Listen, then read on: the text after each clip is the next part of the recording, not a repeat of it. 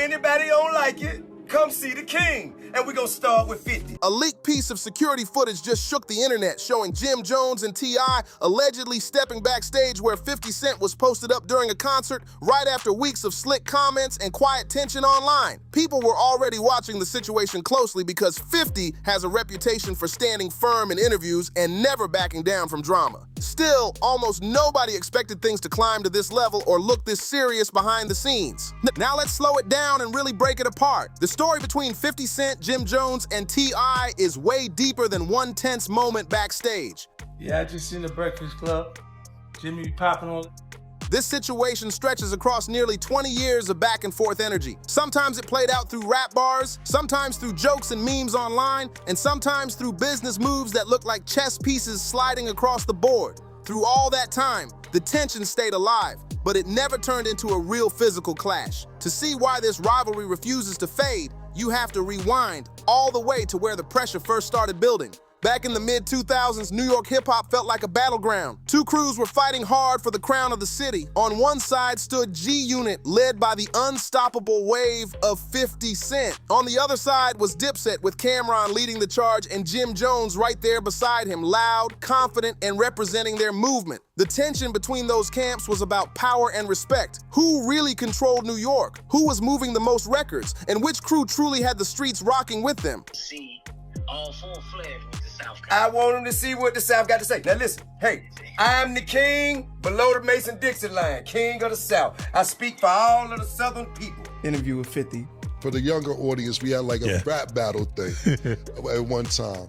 50, what you did, so we was having interior problems at Dipset. Nobody knew about this. 50 Cent fired off shots at Cameron over Dipset's deal with Coke Records, clowning the move and calling the label situation weak. Jim Jones wasn't the main target at that point, but the whole camp felt the pressure building around them. The vibe between both sides turned icy, and everybody connected to those crews could feel that friction in the air. Then 2007 arrived, and during his heated back and forth with Cameron, 50 Cent pulled a move that shifted the entire storyline around that rivalry. 50 Cent shocked the crowd when he brought Jim Jones and Jules Santana, Cameron's own Dipset brothers, out on stage as surprise guests during one of his concerts. The crowd went wild, but behind the scenes, people in the industry instantly understood this wasn't some friendly moment or peace gesture. This was a calculated chess move. I celebrate you. Yes, sir.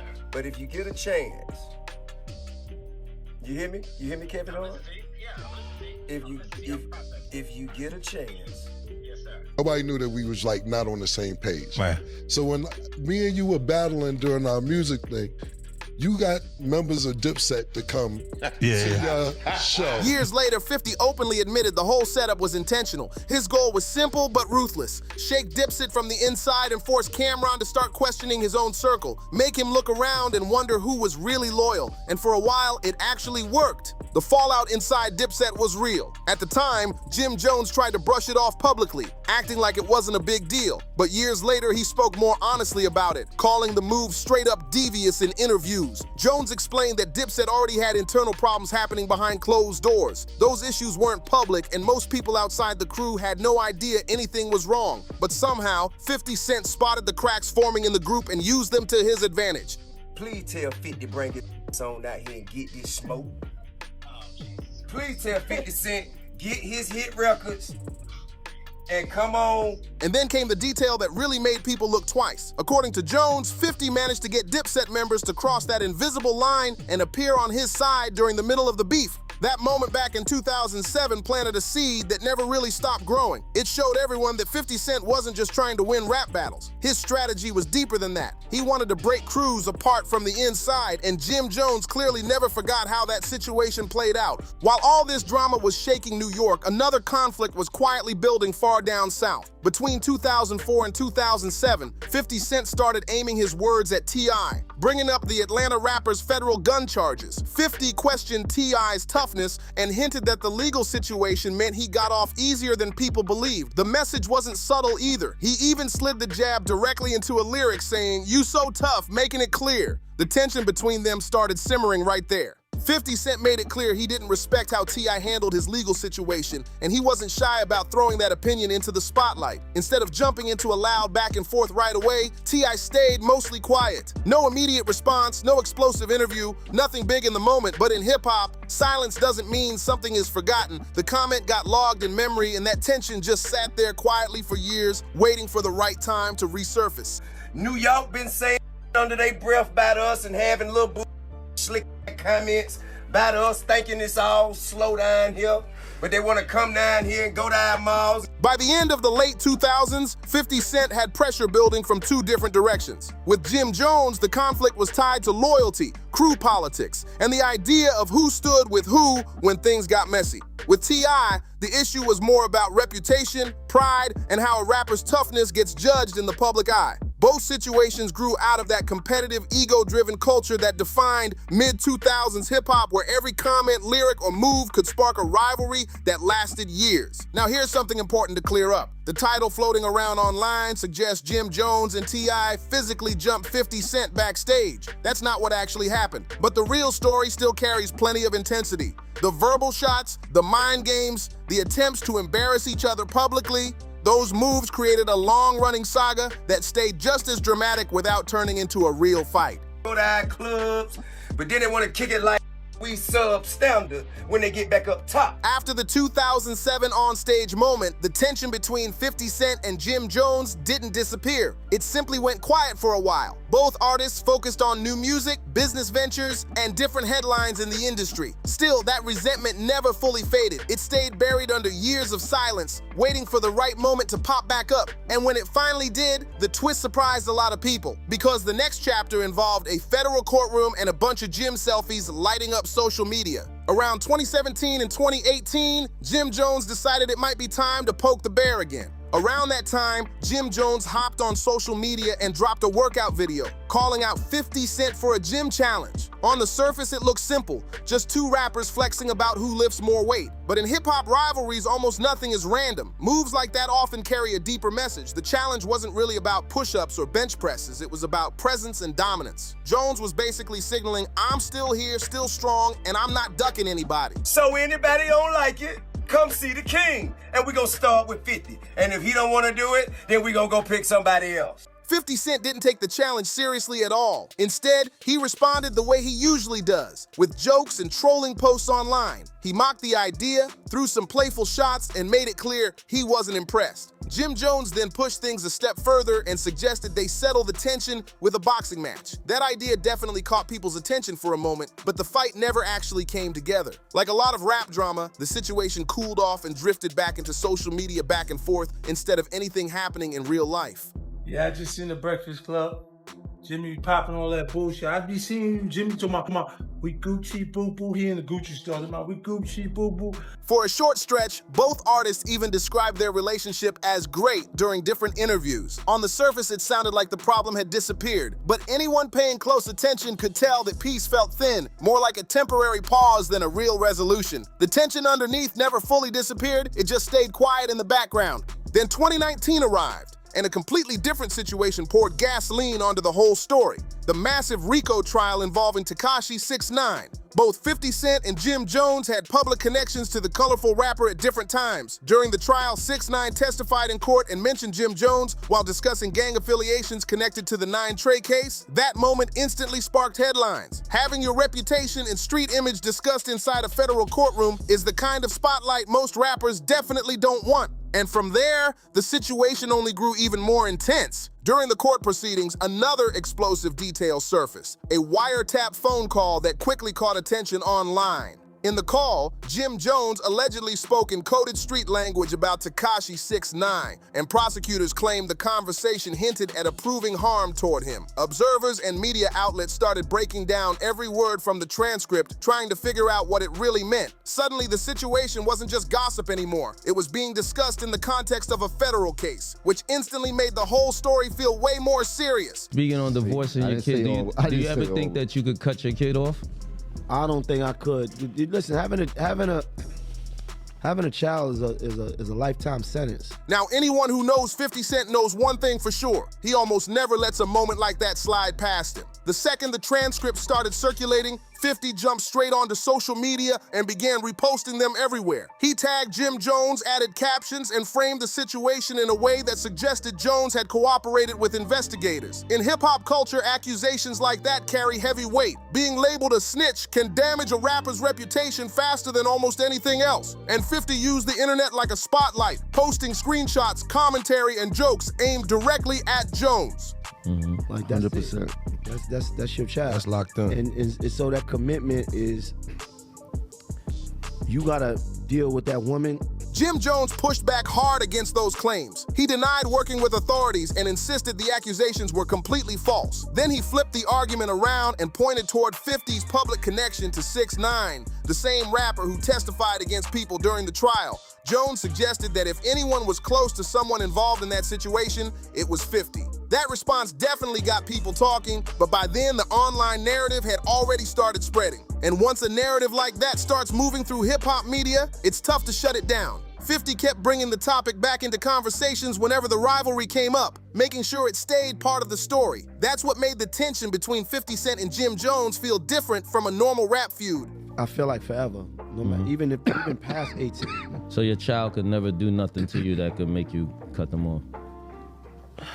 This wasn't only about music charts or online clout. The argument started touching on real legal drama, federal investigations, and reputations that go far beyond the studio. Even with all that tension in the air, accusations flying, reputations being questioned, and social media constantly stirring the pot, nothing ever turned into a physical confrontation. No backstage fights, no wild brawls, no dramatic run-ins, just words, posts, and endless trolling bouncing back and forth across the internet. I mean, definitely somebody could do something that... You could be mad at your child. I mean, to each his own. Everybody is different, right? And everybody's level of... As the early 2020s rolled in, the rivalry kept simmering in that same digital arena where every comment could spark another round. Jim Jones kept pushing his side of the story too. At one point, he argued that Dipset helped pioneer the mixtape wave long before G-Unit took over the scene. 50 Cent didn't let that slide for a second. He jumped online and called the claim straight up false, turning the debate into another public argument. Then when a video went viral showing Jones involved in an unrelated airport altercation, 50 appeared right in the comment sections again, cracking jokes and poking fun at the situation. Anytime Jones had an awkward moment online, it quickly became fresh material for 50's Instagram posts.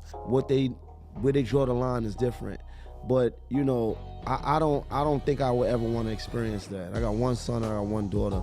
Every slip, every headline, every viral clip turned into ammunition in this long-running online rivalry. Still, Jim Jones never disappeared from the conversation. He kept responding, kept throwing his own jabs, and refused to back down. But the pattern was clear to anyone watching closely. 50 usually played the role of the instigator, the one starting the trolling and setting the tone for the back and forth. Jones often found himself reacting, trying to match that non-stop energy that 50 brought to social media. At the same time, the tension between 50 Cent and T.I. had gone mostly quiet during those years. After the early shots back in the mid-2000s, the two artists largely stayed out of each other's way. But that calm didn't last forever. Eventually, T.I. came forward with a public challenge that grabbed headlines, and it was something 50 Cent seemed to have zero interest in accepting.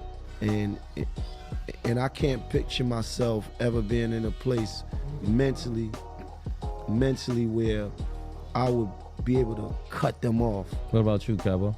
If the tension between 50 Cent and Jim Jones revolved around accusations and online shots, then the rivalry between 50 Cent and T.I. revolved around one word that kept popping up everywhere: Verzuz. During the pandemic era, Verzuz became one of the biggest cultural moments in music. The concept was simple but powerful. Two artists would go head-to-head in a live battle, playing their biggest hits while fans watched and debated who really had the stronger catalog. Legends stepped into that arena, and every matchup turned into a huge online event.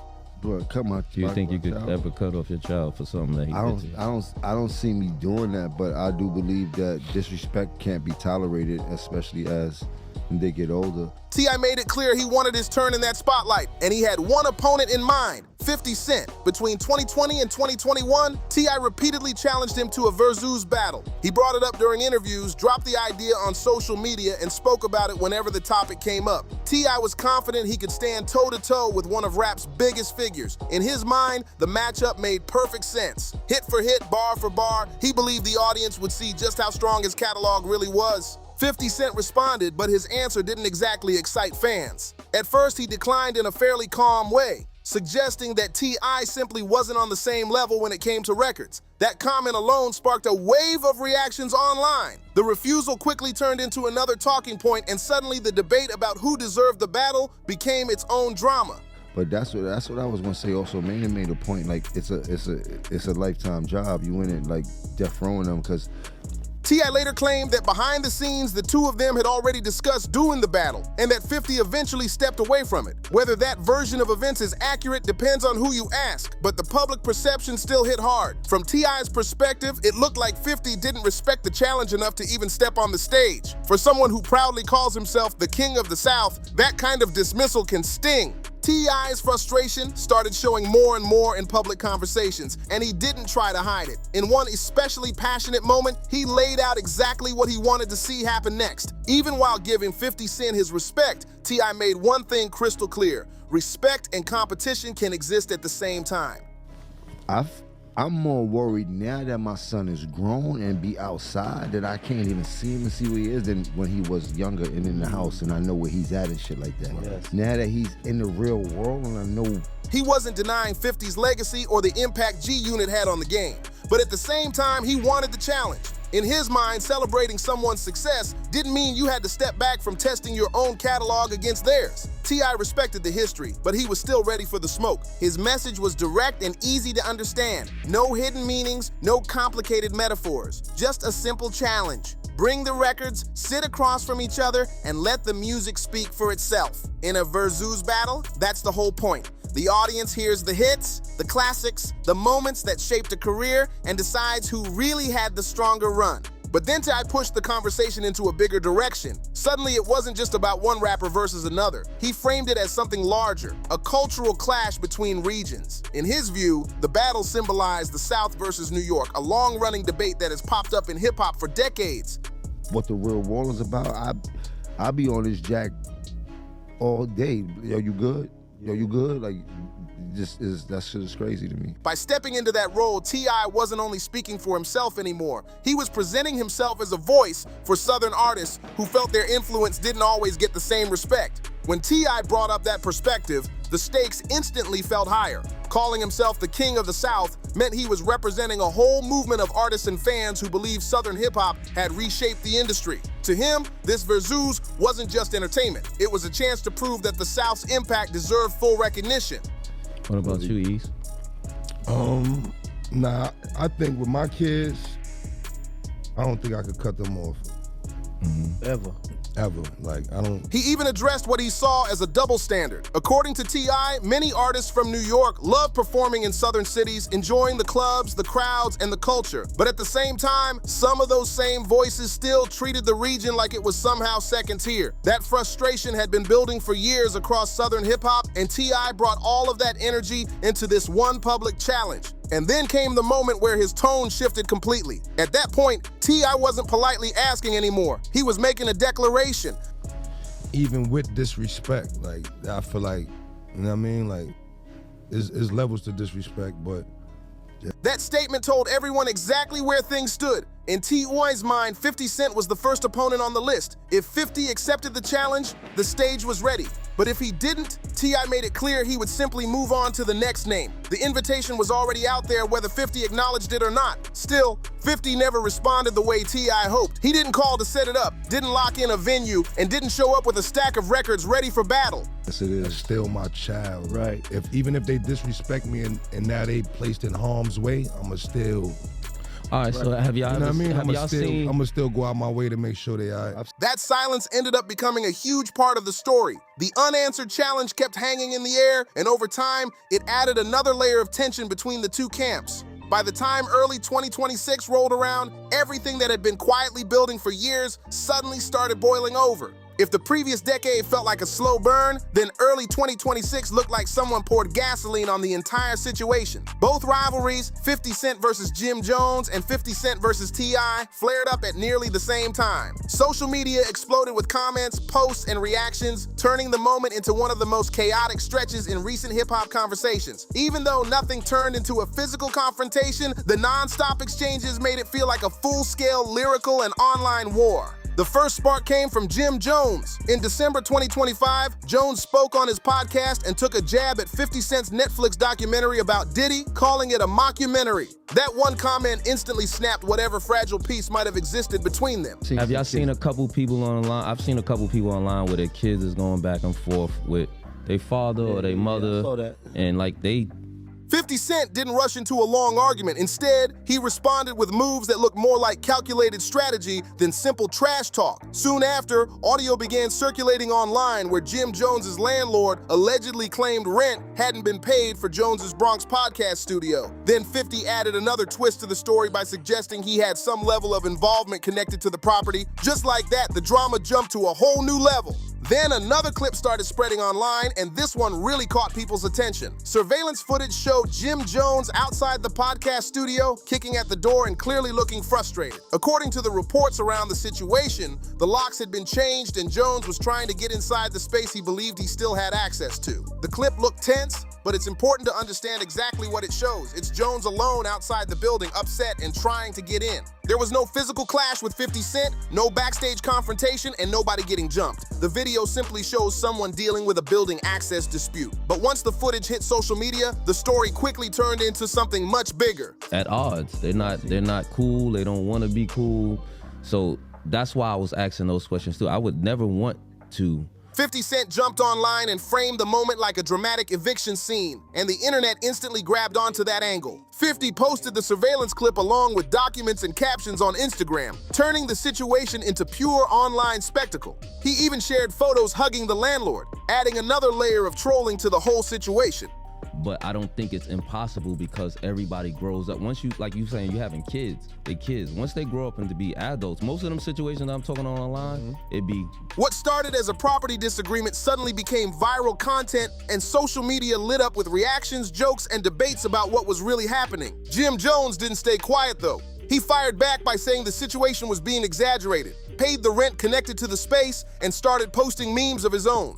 Later, he appeared on The Breakfast Club, where he spoke confidently about the situation and denied that any real eviction had happened. Of course, 50 Cent was watching closely. Soon after the interview aired, 50 hopped back online with more posts and commentary. He treated the entire situation like entertainment, clearly enjoying the back and forth. At one point, he dropped the phrase, "We Gucci Boo Boo," which quickly turned into a meme across hip-hop pages. The message behind it felt simple. Nothing Jones said in that interview had really shaken him.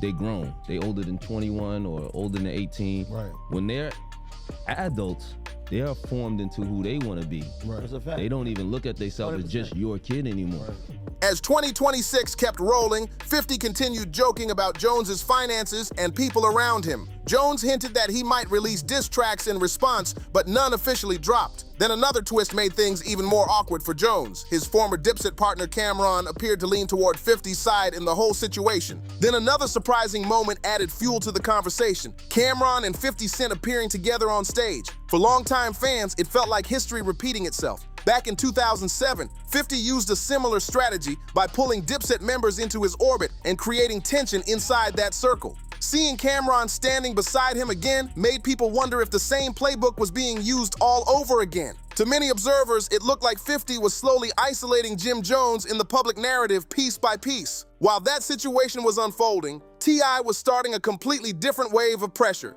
In early 2026, he brought the Verzuz challenge back into interviews, making it clear he still wanted that musical showdown. But this time, his tone was sharper. During one conversation, he said he didn't respect certain aspects of 50's character. That comment alone was enough to set social media buzzing. 50 Cent responded quickly, and his reply instantly stirred controversy online. He posted an unflattering photo of T.I.'s wife, Tiny, with a caption telling T.I. to keep his name out of the conversation. In rap rivalries, bringing someone's family into the argument is a move that usually crosses a line for many people, but 50 didn't hesitate, and the tension between the two camps immediately jumped to another level. Soon after, T.I. came back swinging with music. On February 23rd, 2026, he released several diss tracks in quick succession. The first one, War, hinted at the direction things were heading with a sharp and aggressive tone. Then came the right one, What, Bully, and Lessons. So they really,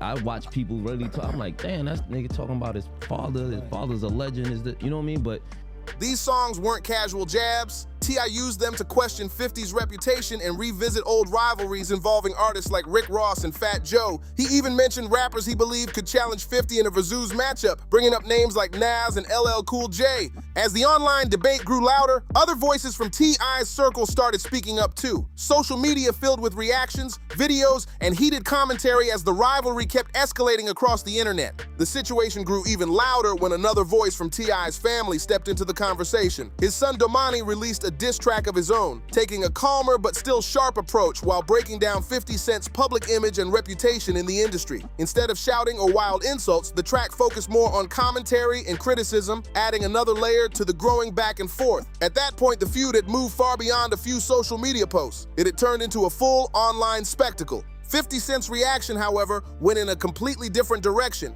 Instead of dropping diss records, he leaned fully into trolling mode. His pages filled with memes, frog emojis, and joking videos aimed at the situation. He even mocked the drama during a nightclub comedy-style moment where he joked about earning a Nobel Beef Prize for managing so many rivalries at once. The internet ate it up because it felt like 50 was treating the entire conflict as entertainment.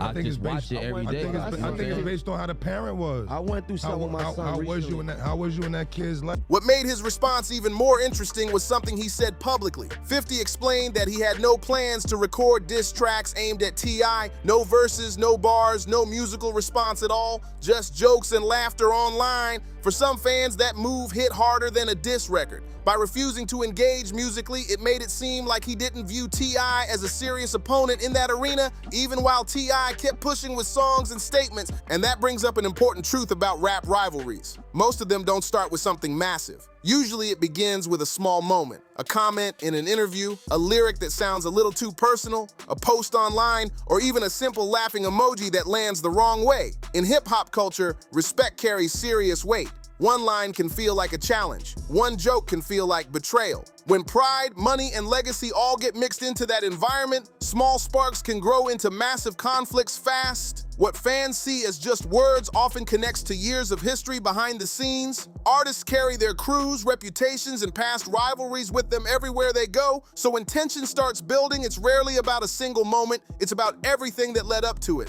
That's usually how rap feuds grow from something small into something massive. It starts with quiet shots, maybe a subtle line in a song or a slick comment during an interview. Then someone reacts publicly, fans begin debating it online, and suddenly the situation isn't just about music anymore, it becomes personal. And once pride gets involved, there's rarely an easy reset button. Every response has to be louder than the last, every move has to prove a point. Social media only pours more fuel onto the situation. Blogs pick it up, fans start choosing sides, and the conversation spreads across the entire internet. At that point, backing down becomes almost impossible because reputation is on the line. Sometimes the tension comes from competition, sometimes it's about attention, and sometimes it's old grudges that never fully healed, but the pattern almost always looks the same. A tiny crack in respect grows into a headline, then a diss track, then a full-blown rivalry. One clip that keeps resurfacing whenever people talk about this situation actually goes all the way back to 2007. It shows Jim Jones appearing on stage with 50 Cent during the middle of the Cameron rivalry. The moment looks awkward, like two sides of a rivalry sharing the same space for a second. But it's important to remember something. Those clips don't show a physical confrontation. They simply capture a tense moment between artists who were already in the middle of industry drama.